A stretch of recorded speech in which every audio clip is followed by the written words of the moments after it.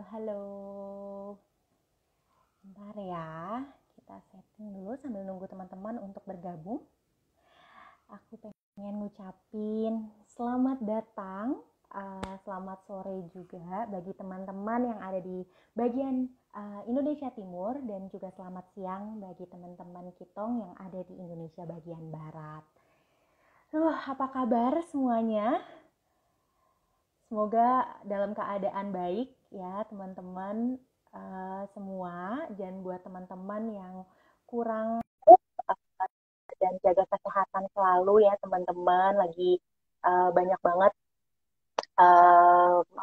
pancaroba soalnya kan. Jadi semoga cepat. Halo, kita lagi nunggu narasumber kita untuk bergabung. Sebentar ya teman-teman semua. Hai hai.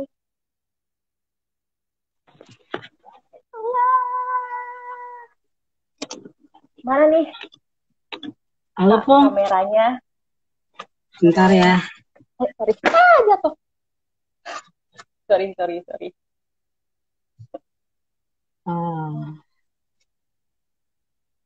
Bentar. Tenang. Aku pengen sapa-sapa dulu nih buat teman-teman semua yang ada lagi dimanapun kalian berada. Sehat-sehat dan semoga kalian semua lagi ini ya, weekend gini pada ngapain nih. Nah, halo. Seneng banget di weekend kali ini kita ketemu lagi di acara rutin kita, Kitong Talk, di mana kita akan berbincang santai di IG Live ini dan sharing pengalaman dengan narasumber kita. Dan semoga bisa bermanfaat dan juga menginspirasi nih. Nah, untuk kepo kali ini, kita kedatangan Kak Nani. Halo. Hai, Kak Nani, suaraku jelas ya? Jelas, merdu nadanya tuh kayaknya C deh. Padahal buta nada, oke. Jadi di Keto kali ini spesial Hari Perempuan, kita ngundang Kak Nani Isnaini Uswanas, nama lengkapnya. Beliau adalah salah satu pendiri dari Papua Muda Inspiratif dan juga direktur dari Kalawai Institute. Nah, daripada kepanjangan nih, sebenarnya kita pengen mengenal lebih dekat dan juga mengenal lebih terinspirasi nih sama pengalaman Kak Nani, ya kan? Jadi, tapi by the way, belum lama ini kan Kak Nani udah sembuh ya dari COVID? Iya, alhamdulillah. Udah sembuh. Setidaknya dalam kurun waktu perubahan dunia di masa pandemi, aku juga merasakan COVID itu ini ya, kayak gitu. Iya ya. Jadi wah emang jangan kayak gitu. Tapi akhirnya kena ya Kak, gitu. Padahal sebelumnya lalu alhamdulillah sehat ya. Apa Kak, itu cobaan ya nggak sih? Pelajaran juga ya. Pengalaman biar lebih berhati-hati juga teman-teman semuanya di rumah ataupun lagi beraktivitas di luar, juga semoga selalu berhati-hati ya sama keadaan pandemi ini gitu. Ya udah, kalau gitu kita tanpa lama-lama lagi nih Kak Nan, mungkin juga teman-teman Kitong di sini belum banyak yang kenal dengan Kak Nani, jadi kita pengen tahu nih Kak, gimana sih pengalaman Kakak, background Kakak sampai sekarang akhirnya mendirikan berbagai komunitas gitu. Dulu juga sampai sekarang juga aktivis keberagaman, toleransi, lalu juga seorang analis, dan analisnya di berbagai sektor, pernah di swasta, lalu juga sekarang di pemerintahan. Boleh dong kita dapat ceritanya Kak? Silahkan. Iya. Baik, pertama terima kasih dulu nih untuk Kitong Indonesia sudah kemudian mengundang ke sini. Kemudian sebenarnya di sini aku juga belajar dari interaksi di sini, juga banyak belajar juga dari Kitong Indonesia. Tetapi di spesial Hari Perempuan Internasional ini, terima kasih aku nih buat teman-teman di Kitong Indonesia. Setidaknya ada juga dari Indonesia Timur yang diundang untuk berdiskusi. Baik, Gitu loh, Kak. Jadi eh, mau. sahabat sahabat Kitong di mana saja berada yang saat ini sedang menyaksikan live IG spesial Hari Perempuan Internasional. Saya coba memperkenalkan diri saya dan bagaimana proses sampai hingga saat ini saya berada di posisi seperti ini. Yang pertama, sejak kecil saya satu dari perempuan Papua dari pelosok kayak gitu. Jadi kalau aku dari Fak-Fak, Papua Barat, uh, lahir dari keluarga yang cukup sederhana, tetapi kalau ditanya bagaimana proses sampai dengan saat ini, karena memang ada proses yang yang aku alami sejak ada di dalam lingkungan keluarga. Jadi ada proses, banyak sekali proses yang terjadi di situ. Jadi keluarga itu, lingkungan keluarga kita itu sangat membentuk karakter kita. Selain nanti kita keluar dan ada di lingkungan pendidikan dan lingkungan sosial. Pembentukan karakter paling utama itu ketika kita berada di dalam keluarga kita. Jadi saya TK, SD, SMP sampai dengan SMA itu saya ada di Fakfak. Jadi TK sampai SMA di Fakfak. Setelah itu kuliah dengan sadar penuh keyakinan dan tanpa ada paksaan saya memilih berkuliah di Universitas Cendrawasih di Jayapura. Karena zaman itu ketika melihat jangan bermimpi tentang Jakarta, untuk mendengar nama ibu kota provinsi untuk kami di daerah kabupaten kota itu sesuatu yang luar biasa. Jadi mimpi untuk belajar di universitas nomor 1 di tanah Papua itu menjadi mimpi besar saat itu. Dan kemudian memutuskan untuk kuliah di Uncen. Waktu di Uncen 2004 saya kuliah. Sejak masuk Uncen memang saya mencoba belajar di organisasi gerakan mahasiswa. Yaitu saya belajar, saya di training, namanya basic training itu di Himpunan Mahasiswa Islam. Jadi Himpunan Mahasiswa Islam cabang Jayapura adalah tempat kedua di mana pembentukan karakter, mengenal diri, kemudian bagaimana mengkonstruksi pikiran. Itu mulai saya belajar di tempat kedua selain kampus adalah Himpunan Mahasiswa Islam cabang Jayapura. Nah, setelah semester 3, kalau tidak salah semester 3, semester 4, karena senior-senior kami banyak di NGO lokal, saya kemudian jadi volunteer. Mulai jadi volunteer, membiasakan diri dengan program kegiatan-kegiatan sosial di lembaga swadaya masyarakat di Jayapura. Waktu itu saya masih ingat, yang pertama itu saya belajar di majelis di Aliansi Demokrasi untuk Papua. Tahun 2004 saya belajar jadi volunteer di Aliansi Demokrasi untuk Papua hingga lulus kuliah dan bekerja menjadi karyawan di situ. Waktu itu pimpinannya adalah seorang perempuan pengacara hebat di tanah Papua namanya Kak Anum Siregar. Jadi salah satu sosok perempuan yang hebat yang ada di tanah Papua, yang adalah seorang aktivis dan juga lawyer pegiat HAM untuk masyarakat Papua adalah Kak Anum Siregar. Nah, selain ALDP, saya juga berkesempatan belajar jadi pegawai, tapi menurut saya itu adalah proses-proses di mana saya terus belajar. Di namanya Institut Toleransi dan Keberagaman, namanya disingkat ILALANG. Saya sempat juga bekerja di situ, banyak belajar dengan teman-teman di situ bersama selain di ALDP itu ada beragam banyak perempuan yang menurut saya sangat membantu menjadikan diri saya hingga saat ini punya karakter, sabar dan lain-lain. Setelah di Ilalang, kemudian saya sempat bekerja juga di jaringan antar rakyat namanya Jerat. Jadi ada isu, kalau di ALDP itu isunya lebih kepada HAM dan demokrasi. Kalau di Ilalang itu lebih keberagaman dan lingkungan. Kemudian di Jerat itu lebih pada ekologi, lingkungan dan hak-hak masyarakat adat. Jadi perspektif saya sebagai aktivis itu ditempa dan kemudian saya mendapat perspektif di situ. Nah, kurang lebih sampai 10 tahun saya di Jayapura belajar. 7 sampai 10 tahun lah. Setelah itu 2013 saya kemudian dipanggil bekerja di salah satu perusahaan multinational company, Project Tangguh LNG. Lokasinya itu di Bintuni dan Fakfak kayak gitu. Nah, dari bekerja di LNG, bekerja di Project LNG Tangguh itu, kemudian perspektif tentang korporasi seorang karyawan itu terbentuk di situ. Ia suka tidak suka bicara tentang bisnis, bicara tentang corporate, bicara tentang keuntungan. Jadi persepsi saya, sudut pandang saya, perspektif tentang korporasi juga terbentuk di situ.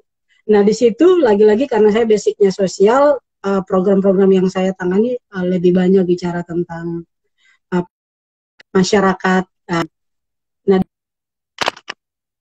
di situ juga saya mendapat banyak mentor yang luar biasa. Sebut saja salah satunya adalah Kak Yosep Rumasep yang waktu saya ingin mengundurkan diri untuk mau resign, kemudian dia menawarkan saya bekerja di salah satu perusahaan analis security yang skalanya internasional. Nah, itu lagi-lagi, dan Kak Yosep ini sampai dengan detik ini menjadi mentor saya ketika berada di titik-titik krusial yang harus ada penyegaran baru, maka saya larinya ke beliau dan beberapa senior-senior lain kayak Bang Padal. Jadi teman senior-senior aktivis zaman dulu sampai dengan saat ini relasinya masih sangat bagus, dan mereka selalu menjadi orang yang menjadi sandaran saya ketika ada di posisi-posisi krusial kayak gitu. Nah, setelah itu sampai 2018.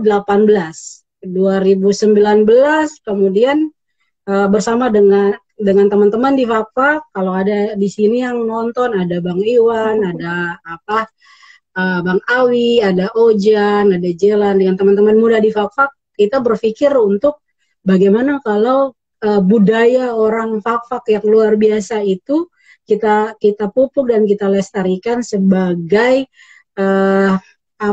sebagai landasan, sebagai pegangan untuk generasi berikutnya, karena kita sadar jiwa toleransi, keberagaman dan spiritual kami itu karena orang-orang terdahulu, sehingga pijakan kami yang telah disiapkan orang terdahulu itu harus kita jaga juga untuk generasi yang berikutnya.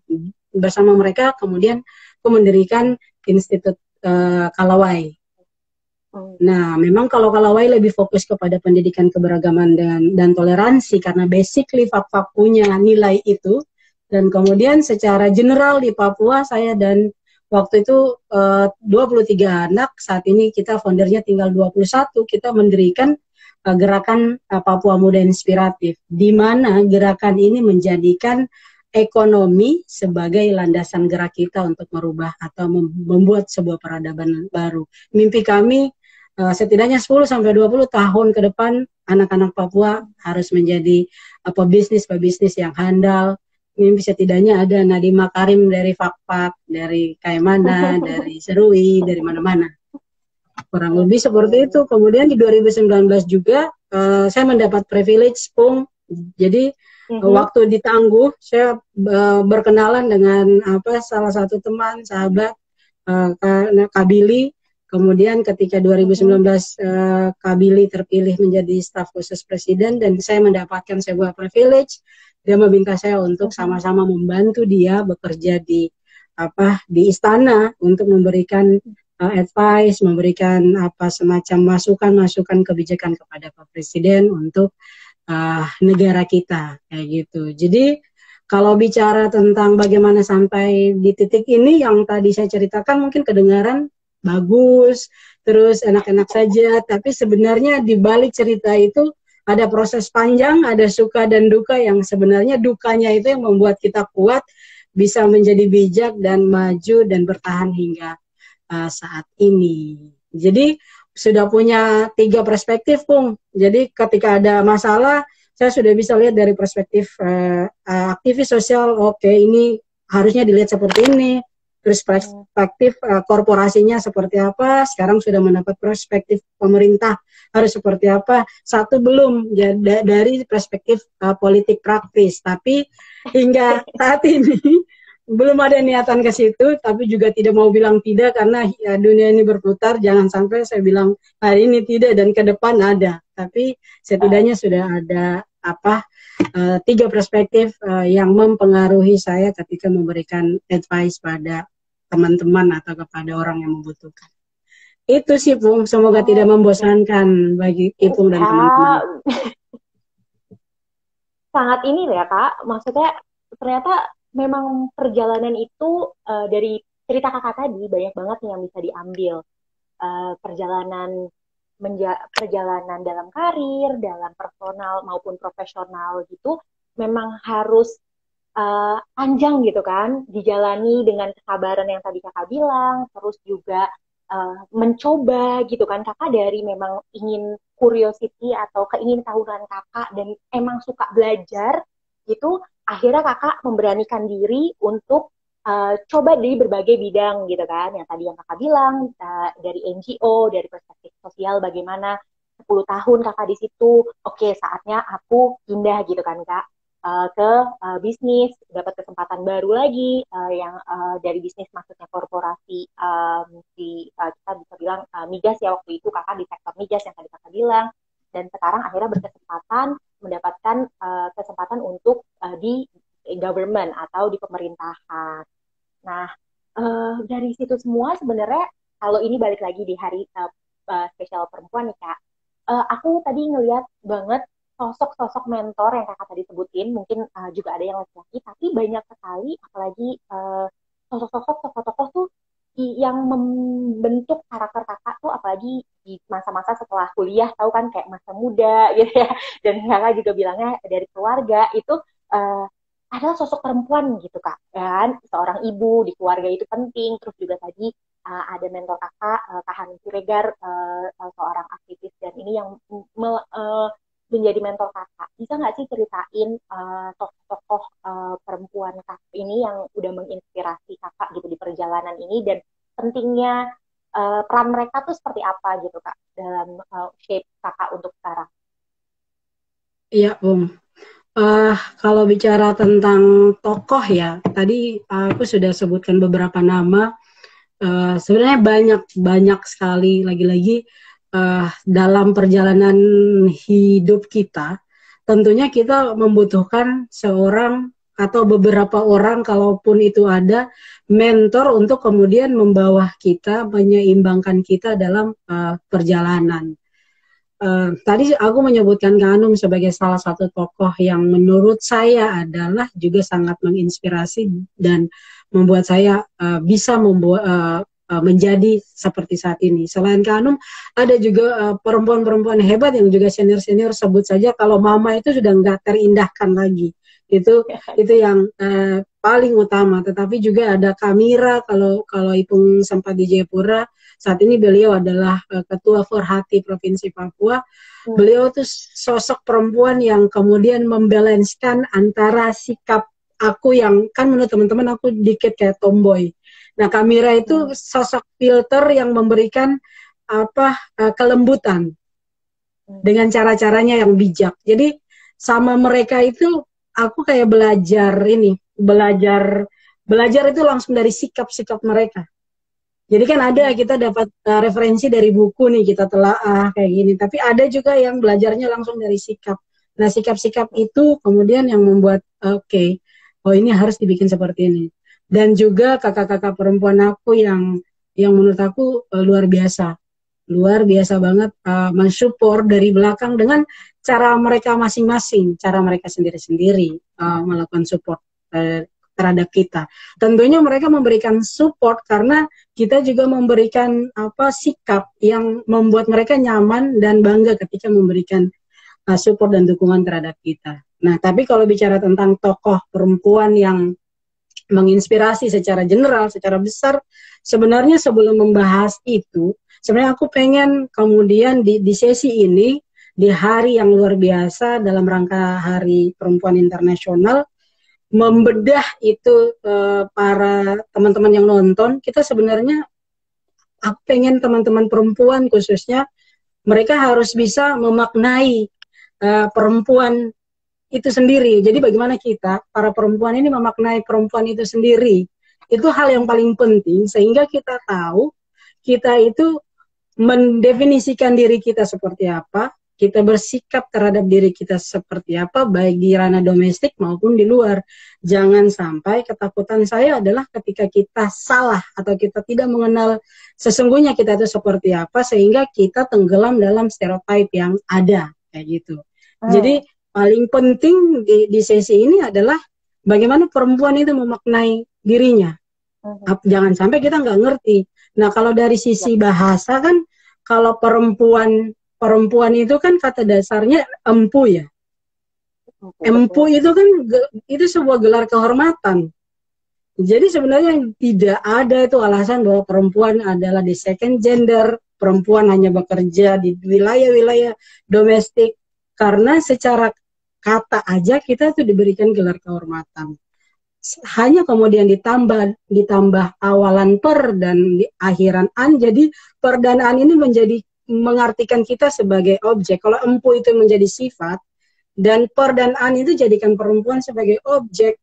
Nah, di sini kita dipilih, kita dituntut untuk mengenal apakah kita mau mengenal diri kita sebagai sifat yang dinamis, yang bisa kemudian menyesuaikan dengan konstruksi sosial, ataukah kita mau memposisikan diri sebagai objek yang statis. Ketika kita menafsirkan kita sebagai objek, maka ya diskriminasi itu akan datang. Itu sih, Pung. Aku pengen di hari yang luar biasa ini teman-teman perempuan mengenal dirinya itu sebagai sifat, sehingga kita sangat dinamis berada di ranah di dunia manapun, baik di domestik maupun di luar, kita akan bisa menyesuaikan diri kita dengan tentu kapasitas yang kita punya. Itu sih, Pung. Itu terkait poin saya pertama tentang bagaimana perempuan memaknai dirinya, mau menjadi sifatkah atau mau menjadi objek. Yang berikutnya baru kita lihat bagaimana peran-peran perempuan dalam gerakan sosial maupun dalam dinamika global. Misal ketika orang menyebutkan perempuan itu di second gender, aku pikir tidak. Kalau siapa tokoh yang paling aku kagumi adalah Sayyidah Khadijah Al-Kubra. Karena aku muslim, maka patokanku adalah juga sosok-sosok perempuan yang seperti itu. Bagaimana Sayyidah Khadijah, perempuan yang kaya raya itu, kemudian menjadi penyeimbang yang luar biasa kepada suaminya sang Nabi, baginda Rasulullah SAW Muhammad. Bagaimana ketika Nabi menyatakan dirinya diutus oleh Tuhan sebagai Rasulnya, Khadijah tanpa ada satu kata pun langsung meyakini kenabiannya. Dan itu bicara tentang sifat, bicara tentang peran dalam konstruksi sosial. Kalau waktu itu Khadijah tidak meyakini Nabi, ya konsekuensinya mungkin akan berubah. Dan hasil dari kepercayaan Khadijah kepada baginda Rasul, dan kemudian beliau waktu itu perempuan kaya, mana ada mau biarkan hartanya keluar untuk syiar, kan sampai jatuh miskin kan mereka. That's itu luar biasa. Perannya adalah kemudian menjadi pendamping, menjadi partner Nabi untuk syiar. Di sisi konstruksi sosial itu, maka peran Khadijah sangat luar biasa. Nah, itu tokoh yang berikutnya siapa yang nggak tahu, Madam Teresa dari India. Itu sosok perempuan yang luar biasa. Jadi tidak ada alasan orang menstereotip kita bahwa perempuan ada di ranah-ranah domestik. Wong dari dulu sudah ada contoh-contoh nyata seperti itu. Madam Teresa satu bunda yang sampai saat ini dia bahkan bukan hanya di kalangan Katolik, semua agama maupun orang-orang agnostik pun dan tidak beragama mengakui beliau, karya-karya beliau. Yang berikutnya yang kalau yang di Indonesia nggak jauh-jauh, Pung, ada Cut Nyadin di Aceh. Bagaimana dia menyokong suaminya berjuang melawan penjajah, menjaga kesuciannya di dalam rumah. Kemudian ketika berada pada titik terakhir suaminya mati di medan perang, dan dia bangkit menggunakan rencong melawan penjajah. So itu sesuatu yang luar biasa yang dilakukan oleh tokoh-tokoh perempuan. Kemudian di Poso ada salah satu perempuan dikenal dengan Lian Goli. Aku kemudian dibantu nih sama teman-teman Kalawai mengasih referensi Kak, ini karena nih ada sosok perempuan dari Poso yang juga sebagai aktivis pasca konflik Poso, dia membangun sebuah pendidikan non formal untuk perempuan dan juga anak-anak di sana. So itu sampai di Papua ada banyak sekali tadi perempuan-perempuan hebat. Misal taruhlah fisikawan muda pertama kita ada Kayani Hansanai, kemudian ada si adik Astin Vanda yang menjadi pilot. Jadi sebenarnya banyak sosok-sosok perempuan yang luar biasa yang mana sebenarnya secara nyata dari dulu sampai sekarang perempuan itu tidak mendiskreditkan dirinya sendiri, kecuali kita saja nih yang kemudian menganggap kita di second gender. Karena dari contoh-contoh itu tidak ada harusnya sih. Dan salah satunya Ipung yang luar biasa, yang sudah melanglang buana kemana-mana, hidup enak di Jakarta, tetapi juga mau berpikir tentang anak-anak Indonesia Timur. Itu sih, Pung. Banyak banget nih, Kak. Ini bener-bener daging, dan buat teman-teman juga mungkin ada yang baru join nih, Kak. Mungkin juga teman-teman masih baru karena di tengah-tengah nih, jadi agak bingung secara konteks. Jadi hari ini kita lagi ngobrolin tentang ada Aceh hadir nih katanya Nanda Eko. Halo. Nah, kita lagi ngomongin sebenarnya diskusi tentang peran perempuan di ranah yang ini ya Kak, sosial, dinamika sosial, dan juga toleransi dan keberagaman gitu. Tapi ini biar bikin konteks lagi nih Kak, soalnya pas kanan ini udah cerita banyak banget kan, dan kalau dari aku sendiri kan karena tahu kenal sama Kak Nani, kita kenal dari kapan ya Kak ya? Pertama kali itu kita kenal waktu itu Kak Nani masih bekerja di Migas, terus kita banyak ini, aku tinggal di Fakfak waktu itu, tinggal di rumahnya Kak Nani. Terima kasih loh Kak. Tahun berapa ya? Itu 2017 ya, kita udah 5 tahun, hampir 5 tahun. Nah itu Kak, mungkin sedikit konteks lagi balik, karena kakak sempat bilang ini di awal, ini kayaknya bakal menjadi landasan dan juga sebenarnya benang merah. Kenapa kakak bisa akhirnya ngomongin tentang ini stereotip ini, terus habis itu dan tokoh-tokoh inspiratif yang banyak ini, dan kakak pengen juga tadi salah satu poin kakak adalah memaknai arti menjadi perempuan, menjadi sifat bukan menjadi objek. Nah, mungkin kakak bisa cerita sedikit, karena kakak bilang tadi di awal banget tentang bagaimana kakak ingin melestarikan budaya Papua, khususnya di Fakfak, khususnya Fakfak, budaya Fakfak. Nah, ini kayaknya ini fundamental banget menjadi salah satu landasan kakak akhirnya bisa punya pikiran seperti ini, ataupun akhirnya membuat akhirnya mengadvokasikan tentang pendidikan keberagaman dan juga pendidikan toleransi. Nah, boleh nggak cerita sedikit nih Kak, Fakfak dan budayanya yang kakak tadi sempat bilang di awal. Biar jadi ini teman-teman di sini kayaknya banyak yang baru datang, jadi biar tahu konteksnya nih Kak. Oke, silakan. Oke, makasih Pung. Terima kasih selalu mempromosikan Fakfak.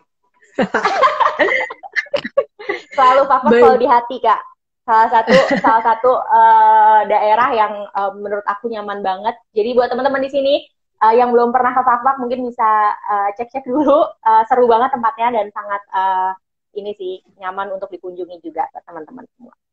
Iya, bicara tentang budaya Papua, budaya Fakfak, mungkin kalau teman-teman yang bukan dari Papua atau belum pernah ke Papua, aku pengen mengenalkan sedikit secara general Papua itu seperti apa. Pertama, tanah Papua itu kan kurang lebih 2 atau 3 kali besar Pulau Jawa.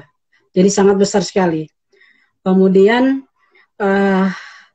kurang lebih, kalau aku nggak salah membaca literaturnya itu kurang lebih 250 suku dan bahasa asli ya.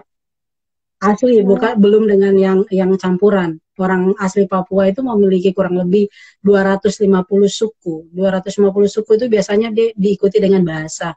Belum lagi dengan sub-suku dan sub-sub bahasa yang lain, turunan dari bahasa-bahasa itu. Jadi dari sisi etnis itu aja udah banyak. Kemudian yang berikutnya adalah wilayah. Wilayah Papua itu secara general sering disebutkan terbagi dalam 7 wilayah adat yang besar. Kemudian terus ekologinya itu ada ekologi gunung pantai, rawa-rawa kayak gitu. Jadi itu. Setelah itu salah satu antropolog Papua namanya George Manso Ben sendiri membagi Papua tipe kepemimpinan lokal Papua, kepemimpinan politik itu terbagi di dalam 4 tipe kepemimpinan tradisional. Ada big man, ada ondoafi, ada kepala suku, ada raja, dan juga ada kepala suku campuran, dan itu tersebar di tanah Papua yang besar, sehingga untuk mengeksplor Papua teman-teman butuh waktu yang panjang dan banyak, sehingga menerjemahkan Papua tidak parsial-parsial kayak gitu. Itu pesan aku yang pertama. Yang kedua, ketika bicara tentang budaya Papua, perempuan Papua, aku lebih mau fokus kepada Fak-Fak karena di situ tempat aku hidup dan aku tahu secara pengalaman dan belajar literasinya sedikit demi sedikit, sehingga apa yang aku sampaikan kemudian tidak salah ditafsirkan dan tidak bias kayak gitu. Nah, bicara tentang budaya di Fak-Fak, budaya toleransi itu, aku tuh sampai sekarang itu masih yakin bahwa orang-orang tua di Fak-Fak itu jauh lebih punya pendidikan yang luar biasa, punya nilai yang begitu kuat dibandingkan kita yang sudah sekolah di bangku-bangku formal. Karena apa? Apa yang mereka siapkan dulu, kami merasakan saat ini. Salah satunya budaya keberagamannya, budaya toleransinya, atau saat ini lebih sering dikenal dengan agama wudur atau filosofi 1 Tungku 3 Batu.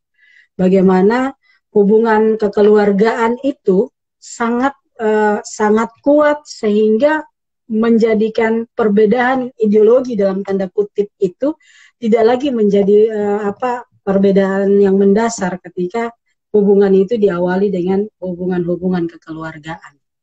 Jadi ketika kita saling mengakui ini adalah kakak, ini adalah adik, ini adalah om, ini bapak, dan ini mama. Ketika kita berbeda dalam perspektif, itu akan berada di ranah yang berbeda. Jadi pemersatu utama nilai yang diajarkan di sana adalah falsafah kekeluargaannya.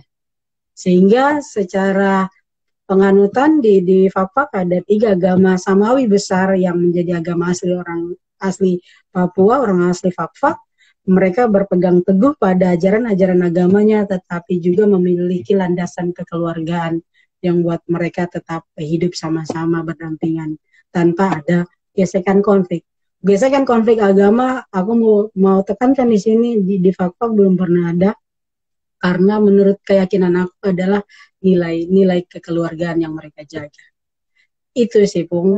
Itu sehingga menjadi dasar aku dan mimpi teman-teman Kalawai untuk menjadikan benar-benar Kalawai Institute itu sebagai rumah di mana landasan dasar teman-teman muda baik di Fak-Fak maupun di seluruh Indonesia bisa tetap hidup eksis dengan eksistensi identitas mereka, bahwa kita sadar kita itu berbeda, tetapi kemudian kita adalah keluarga dan bisa hidup saling berkolaborasi untuk menata dinamika, menata hidup yang akan lebih berat lagi nantinya, karena dunia kita udah banyak tantangan baru.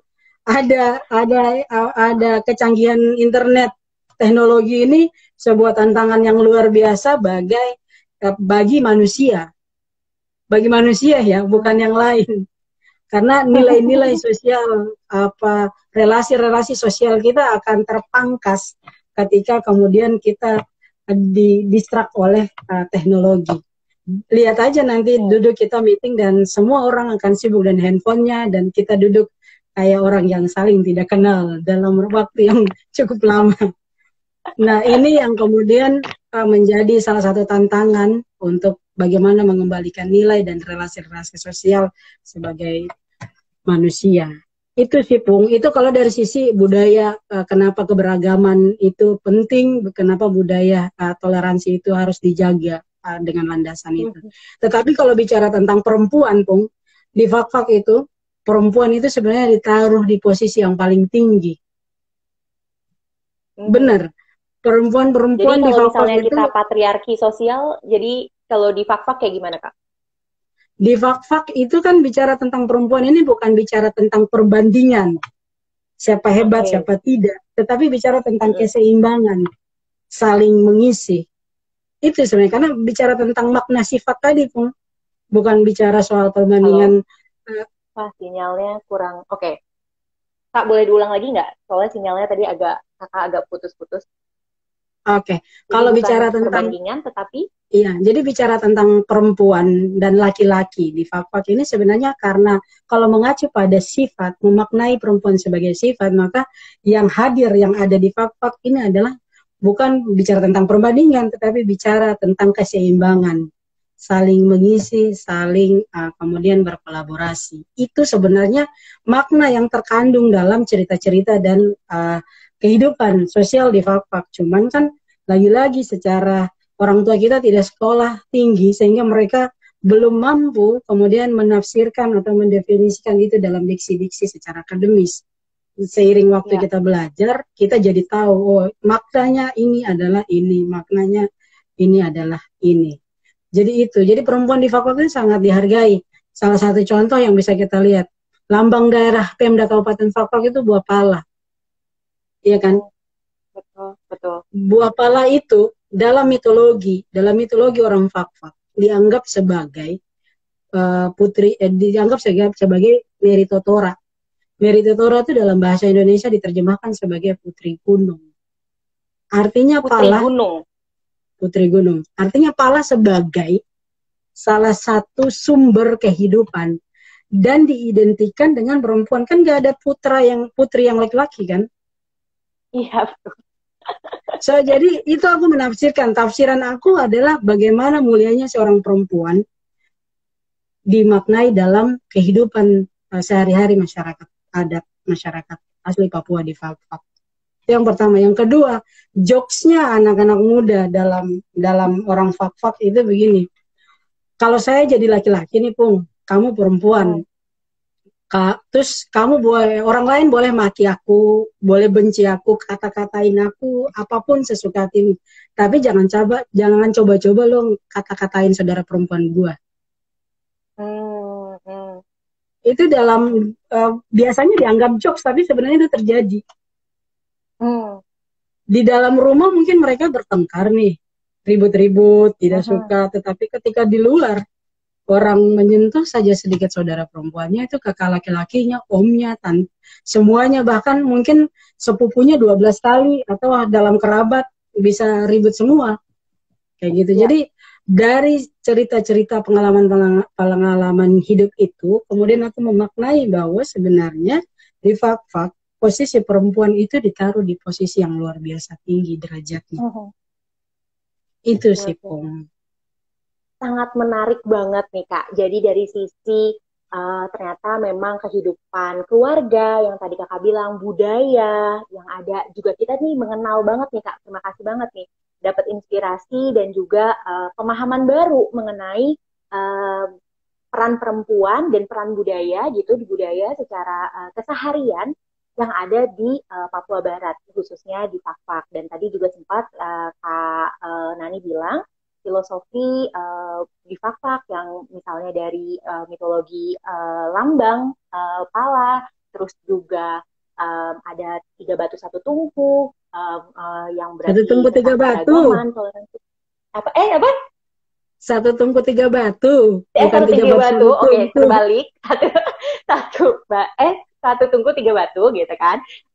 Itu tentang itu semua gitu yang benar-benar sebenarnya secara ini pemahaman perempuan akhirnya jadinya perempuan itu menjadi pendamping atau keseimbangan dan juga menjadi setara ya Kak kalau secara sosial lingkup sosial di Fak-Fak gitu ya kalau kita ngomongin. Nah, balik lagi nih Kak, karena kebetulan International Women's Day 2022 itu tuh bertemakan tentang break the bias atau break gender bias gitu kan Kak, dimana kalau misalnya secara nggak hanya di Indonesia, mungkin secara global juga masih banyak nih Kak bias-bias yang terjadi pada kaum perempuan dalam banyak ya segi kehidupan yang tadi mungkin Kak Nani juga sempat sudah bicarakan sedikit gitu.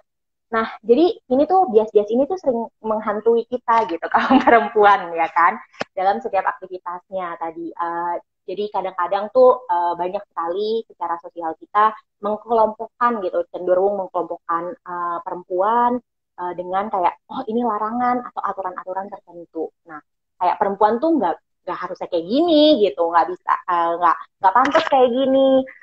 Nah, jadi kadang-kadang tuh jadi melimitasi gitu kan gerak dari perempuan itu. Menurut kakak nih gimana? Balik lagi dari mungkin persepsi kakak, ya oke, budaya kakak dan secara ini di sosial kakak seperti itu, tapi kan kalau secara misal tadi balik pergi ke luar dari kakak gitu kan, itu berbeda gitu. Nah, ini tanggapan kakak mengenai hal itu bagaimana? Dan juga mungkin kakak bisa cerita sedikit tentang pengalaman-pengalaman kakak menghadapi bias-bias. Tadi kakak udah terjun di apa sosial, ranah sosial, pemerintahan dan juga korporasi. Gimana nih kakak menghadapinya? Pertama, ketika untuk perempuan-perempuan ya, untuk kaum sesama kita, kaum perempuan yang mungkin pernah mengalami bias atau kemudian pernah mengalami stereotip yang diberikan kepada mereka. Yang pertama sih sebenarnya kita perlu dulu, tadi aku lebih mau menekankan kembali ke memaknai diri kita pertama. Yang kedua, maknailah diri kita itu sebagai sifat, sehingga kita keluar dari stigma dan narasi story yang begitu panjang. Kan ini kan bicara soal konstruksi yang dibangun, kan bias-bias ini terjadi bukan saat ini saja, terjadi sejak zaman dulu, dan itu konstruksi sosial sangat kemudian mempengaruhi itu. Sehingga pertama di zaman sekarang ini, pertama aku sarankan lagi-lagi memaknai diri kita, betul-betul mengerti kita itu sebagai perempuan itu sebagai sifat. Kemudian kita harus belajar. Ya, suka tidak suka, pendidikan itu adalah pintu untuk kemudian kita mengenal diri kita. Pendidikan ini bukan hanya pendidikan formal, kemudian pendidikan informal kita bisa dapat di banyak tempat dan berbagai cara. Salah satunya adalah kecanggihan teknologi ini. Ada banyak sekali literatur yang teman-teman perempuan, ayo kita sama-sama budayakan membaca, melihat konten-konten yang baik untuk mengenal siapa kita, sehingga masalah-masalah yang sudah kita hadapi, stereotip yang sudah kita hadapi sejak lama itu bisa kita buktikan, kita counter dengan karya-karya kita. Jadi aku juga mungkin karena kita sama-sama perempuan, kemudian kita mencari musuh bersama adalah laki-laki. Tidak seperti itu juga. Ya, jadi penafsirannya tidak seperti itu. Ketika kita perempuan dengan perempuan, kita menjadikan laki-laki sebagai musuh kita. No, bukan itu. Tetapi menunjukkan kepada bagaimana keseimbangan yang perempuan lakukan, berikan, baik dalam kehidupan domestik maupun kehidupan di luar, bisa sangat memberikan kontribusi dan berdampak kepada banyak hal. Lagi-lagi ini bicara tentang, kalau dalam domestik bicara tentang kesejahteraan, kebahagiaan, tapi di ranah luar kita bicara tentang kemanusiaan, bicara tentang keadilan sosial dan lain-lain. Maka kata kuncinya adalah, aku tidak menafikan, tapi aku selalu, sejarah itu menjadi pelajaran yang penting untuk kita, tetapi dengan mengingat sejarah yang buruk-buruk itu juga tidak cukup baik untuk kita melangkah maju. Harus, ya. Iya, move on. Kalau putus cinta ya move on lah untuk maju. Iya. Kenapa lu ketawa lagi ngerasa? Enggak lah Kak, buat teman-teman semua, kita tuh udah hampir 45 menit loh Kak, nggak kerasa. Jadi teman-teman silakan kalau mau ada pertanyaan, silakan lo langsung aja. Saking serunya kita diskusi, karena banyak banget nih Kak layer yang bisa sebenarnya kita kupas lagi. Mungkin Kalaway sama Kitung Indonesia bisa bekerja sama, kita bikin sesi yang kayak dari awal gitu, biar mengerti gitu sampai akhir gitu, karena banyak banget kan Kak setuju ya kan sih. Bener ya, setuju ya. Jadi teman-teman ini mungkin jadi ini bener ya Kak Nan, kita langsung ketemu dan melakukan apa gitu tentang pendidikan toleransi dan keberagaman, biar mungkin bisa mendapatkan insight-insight gitu kan, saling sharing tentang pengalaman dan juga budaya dan sosial juga gitu, dari timur barat atau maupun di mana aja gitu. Mungkin teman-teman bisa langsung komen atau salah satu bentuk keberagaman yang ingin aku sampaikan di sini, ketika lo tanya siapa tokoh, aku nggak sebut Christina Marta Tiahahu, padahal mamaku orang Maluku loh. Aku menyebutnya Cut Nyadin kan. Jadi Iya. aku Jadi biar Indonesia merangkul Timur. semua dari. Iya, karena bicara tentang toleransi, bicara tentang keberagaman diksi, Ya, bukan sinyalnya nih. kemudian. Jadi, oke. Jadi bicara tentang keberagaman, bicara toleransi, itu bukan lagi bicara tentang diksi, bukan lagi bicara tentang narasi, tetapi bicara tentang sikap. Oke, kita reconnecting nih. Halo Kak, gimana? Jadi bukan masalah kalau ngomongin keberagaman, ngomongin toleransi, bukan ngomongin lagi masalah lokalitas ya Kak, di mana berada atau Bukan, ininya. maksud aku bicara tentang toleransi dan keberagaman itu bukan bicara tentang diksi dan narasi, tapi itu bicara tentang Oke, sikap. ya. Nah, sikap aku adalah, bapakku Papua, mamaku Maluku. Bicara tentang tokoh, salah satu tokoh perempuan Papua, perempuan adalah, kalau mamaku darah Maluku ada Christina Marta Tiahahu, yang juga adalah Ya. pahlawan. Tetapi aku memilih menyebutkan Cut Nyadin, karena apa? Ini bicara tentang sikap, keberagaman. Jadi kalau ya sampai di diksi-diksi, sampai di narasi-narasi, kayaknya jangan deh, kita langsung aja ke sikap, biar orang Iya. ngerasa Bisa langsung menjadi bagian. diaplikasikan juga kan ya Kak, dan Iya, nyata gitu benar. kan ya. Jadi lebih mungkin membumikan toleransi itu dan juga keberagaman itu gitu kan. Jadi lebih ke praktisnya seperti apa. Ya, teman-teman semua silakan Betul. tanya kalau misalnya ada pertanyaan ataupun itu bisa langsung di komen atau di kolom ini daripada maksudnya mungkin teman-teman pengen ikut berdiskusi juga silakan karena kita masih ada waktu sekitar 20 menitan sebelum kita selesai pada Cat Talk IG Live hari ini. Duh Kak, banyak banget nih pengen nanya terus aku soalnya seru banget gitu kan Tapi tadi aku tidak pernah kenapa? aku tidak pernah belajar studi khusus tentang gender loh. Jadi kalau kamu mau dapat yang lebih bagus, harusnya cari teman-teman yang belajar itu gender. Bisa, nanti kita ngomongin gender. Tapi kan kita mau ngomongin kayak yang lebih general ya untuk hari ini dan juga Iya. salah satu ya kan. Jadi nanti kita akan ini juga Kak mungkin bisa ada sesi Kali-kali khusus untuk itu. kali-kali menurut aku harus ada laki-laki juga yang kemudian bagaimana perspektifnya terhadap perempuan. Boleh, itu beda lagi tuh kayaknya tuh.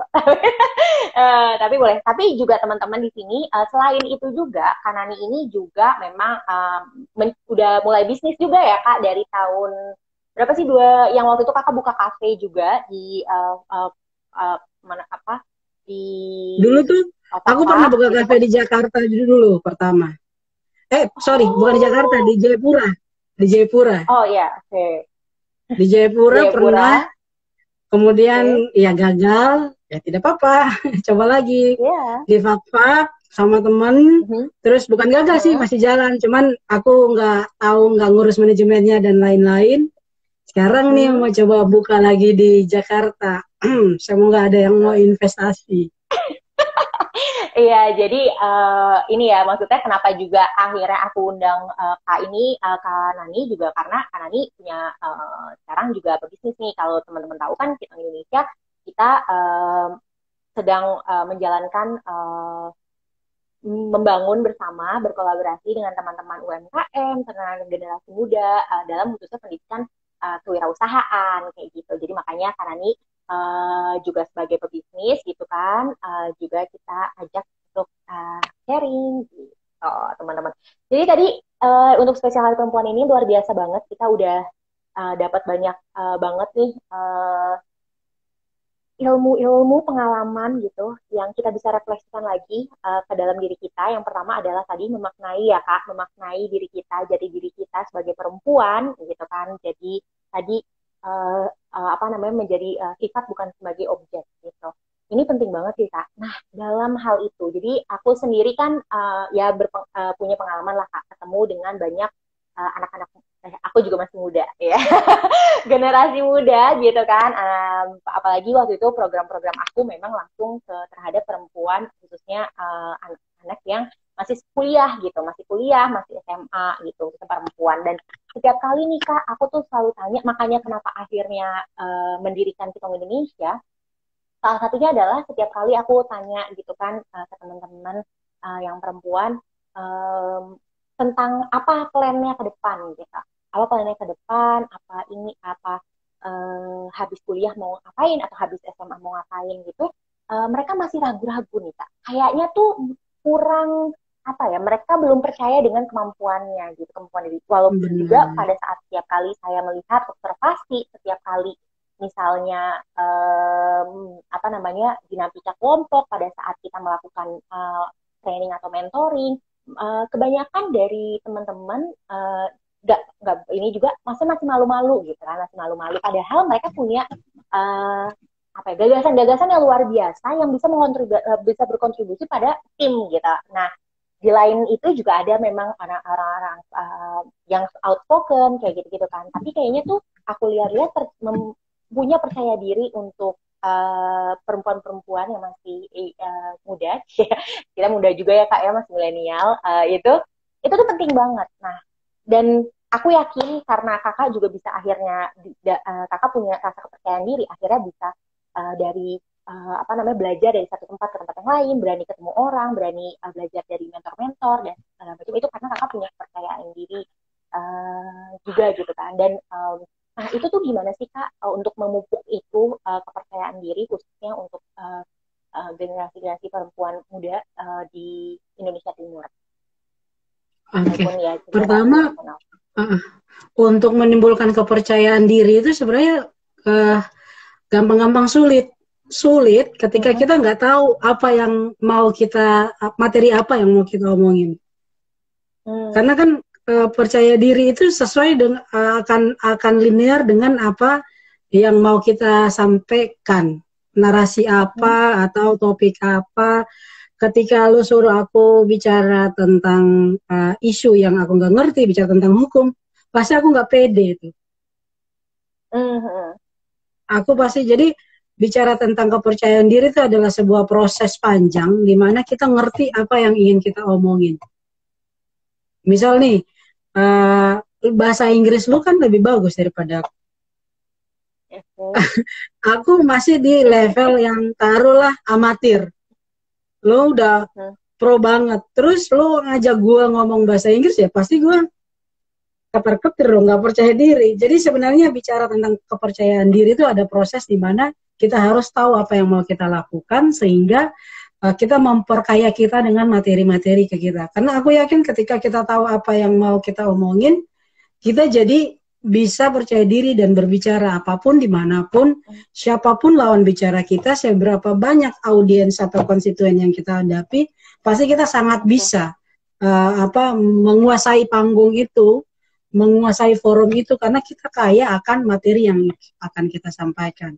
Apalagi tentang pengalaman kayak gitu. Aku bisa bangga bicara tentang keberagaman walaupun secara literasi akademik aku tidak terlalu banyak dapat membaca, tetapi karena pengalaman itu tadi aku bilang pendidikan itu kan nggak formal saja, pendidikan Ya. informal itu juga penting. Jadi ketika pengalaman hidup berada di lingkungan yang seperti itu, jadi ketika bicara tentang keberagaman, ya aku tahu karena ini yang aku alami kayak gitu. Jadi bicara tentang percaya diri itu bicara tentang materi dan topik apa yang ingin kita sampaikan. Yang pasti itu perlu latihan, Ya.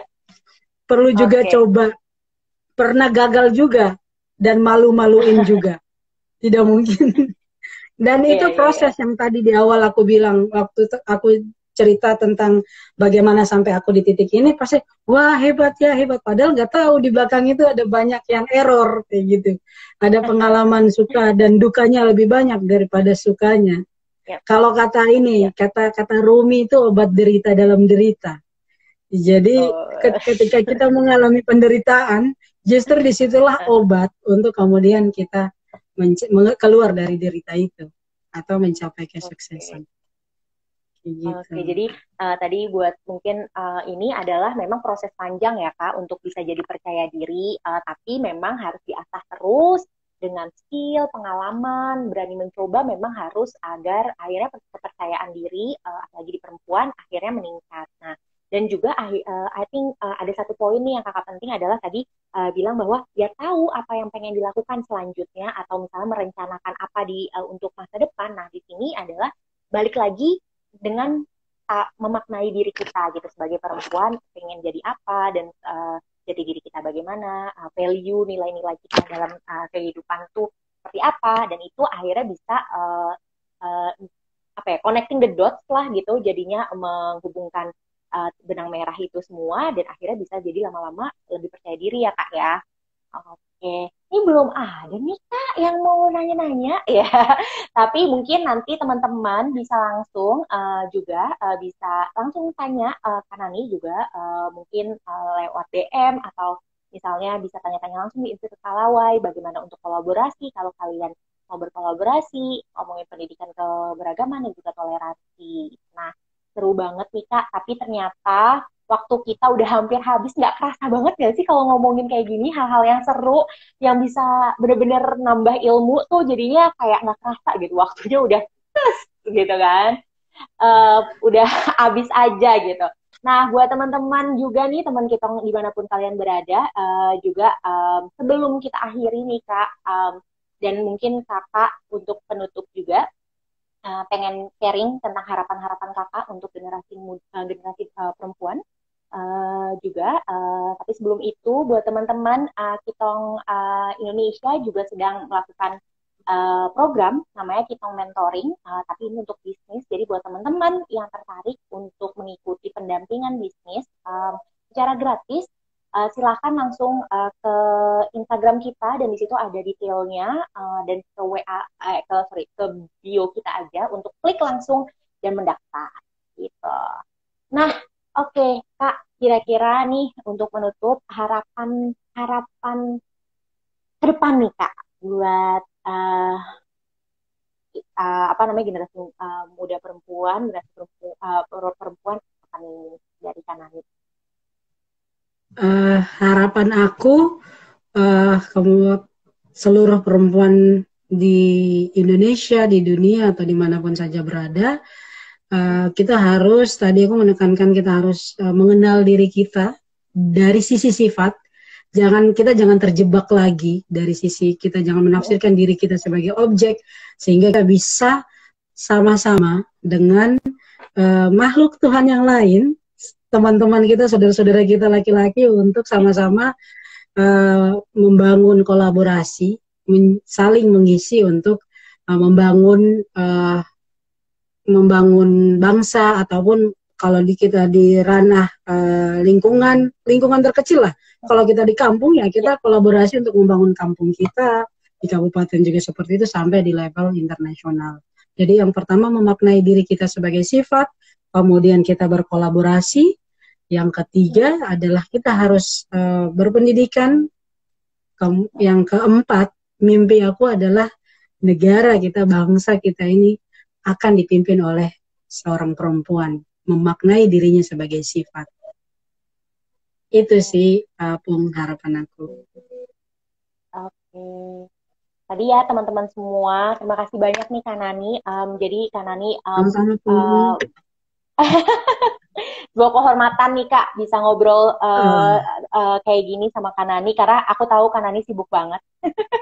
Jadinya senang banget. Iya, amin. Semoga teman-teman semua yang mendengarkan tadi harapan-harapannya juga bisa bermanfaat ya Kak, dan juga bisa menginspirasi teman-teman dan juga mengaplikasikannya dalam kehidupannya. Nah, jadi sebelum kita tutup nih, aku pengen banget ngajak dalam hari spesial, nggak cuma hari spesial aja sih sebenarnya pengen ngajaknya, tapi untuk kali ini karena kita lagi dalam sesi spesial Hari Perempuan Internasional, aku pengen banget nih ngajak semua perempuan untuk selalu percaya diri, positif, dan juga yakin akan kemampuannya, nggak usah takut untuk diskriminasi yang tadi Kak Nani juga udah sempat bilang, bahwa ya kita harus memaknai diri kita menjadi sebuah sifat, bukan menjadi objek. Dan karena juga semua di sini yang menonton atau perempuan-perempuan di luar sana, semua adalah perempuan-perempuan hebat yang kalian semua sudah berjuang dan memilih jalannya sendiri dengan bangga dan yakin sebagai perempuan terbaik untuk keluarga, teman, karir, dan juga tentunya untuk diri sendiri ya nggak sih Kak? Yang tadi Kak Nani juga udah bilang bahwa kita tuh harus ya dari lingkungan kecil dulu lah, seenggaknya kita bisa yakin dan memimpin diri sendiri gitu. Jadi selamat Hari Perempuan Internasional 2022 teman-teman semua. Oh ini Kak langsung bilang terus berkarya perempuan dari tanah legenda Pak Pak. Halo dari Saret Uswarnas. Oke, makasih kakak semua yang udah nonton. Makasih banget Kak Nani. Semoga Makasih, Tung. bisa kolaborasi terus. Insya Allah, amin. Amin ya. Oke, selamat Hari Perempuan Internasional 2022. Yuk hilangkan sekat-sekat perbedaan ya, dan terus kita maju teruslah dan terus terinspirasi, memberikan inspirasi dan manfaat untuk semua. Sampai ketemu lagi semua teman-teman di ketok selanjutnya. Assalamualaikum. Dah, karena. Waalaikumsalam. Dadah semuanya. Yuk.